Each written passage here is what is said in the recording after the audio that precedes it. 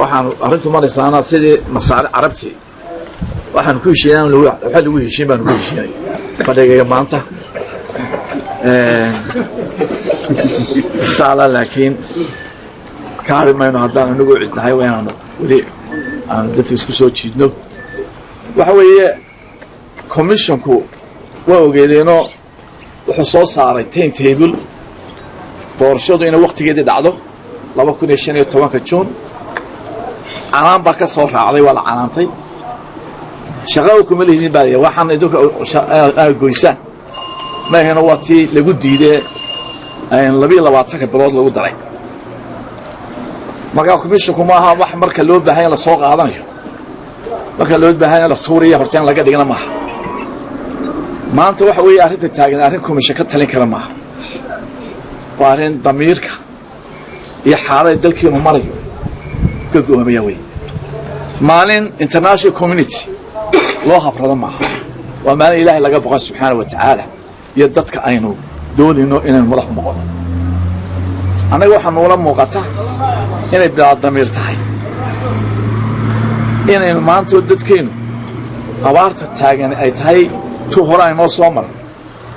tii 47 ruushku ilaahay noo soo dir dadka rareen rag badan hadda dawladda ku jiraay ilaahay sababa dejiyeen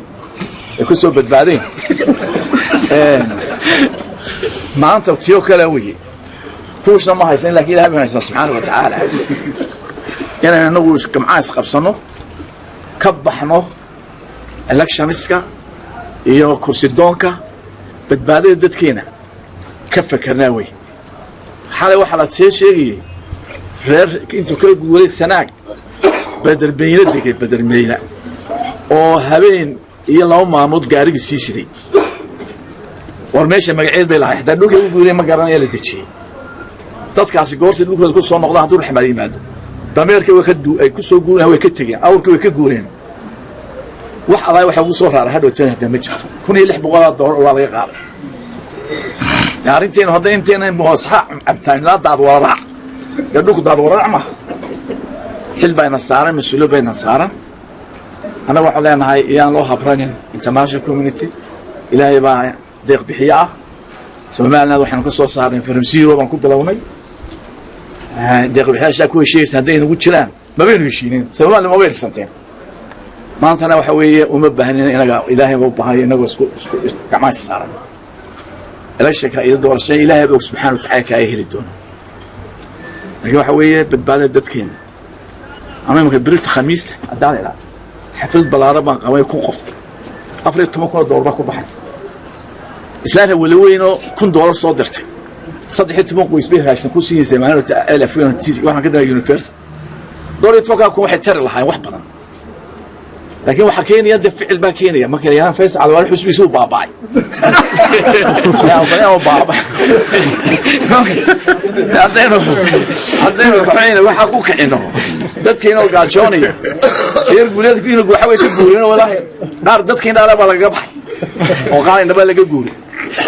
deeyan dadka uu naxaway subxaanahu wa ta'ala waxaan u baahanay inaan ducaysano oo isticlaano dadkeena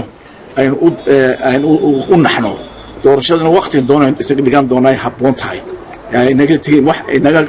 inaga habsaan kara ma jirto goorti ilaahay qarayna way naqdi doonta insha Allah ta'ala qofkii ilaahay u qoray uu iman doonaa qof qayb qaba ilaahay subhanahu wa ta'ala inoo keenay dad saasan ku tashanay wala ku noo wada socda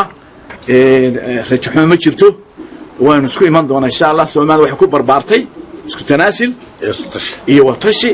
ay ku barlaatay waan wadi doonaa insha Allah ta'ala ما نو بقينا هذول ستين عادية وطبعا ضد بعضش أما جول دورتي أما حسب دورتي واحد وترتم مساحة السوماليلاند كل سجال بقول يشني تضباطن كي لا فرضاطن كي وعلى السومال كتابات الدبلات دولدي محمد سياد براء ودباتون وجيست السومال جودهان الله بس أنا يفصح هذه دي سكولة ده والإجابات كيف قطع السوماليلاند ضد كم يقول إجابات تصبح يوقتها تي دبلات يدقوا جاميال ديمقراطية ومدي السوق سميه صورته بيسها إن دبعت أبار النوع عشرتين تلك اللي قفت دورشوا خلك إن اللي هذين وضدك وباقي هذين أنت هناك أنت مصوشك مصوش سنك أنا أقول horena waa loogu jiray haddana waa loogu jiray annaga waxaana loogu sheegaynin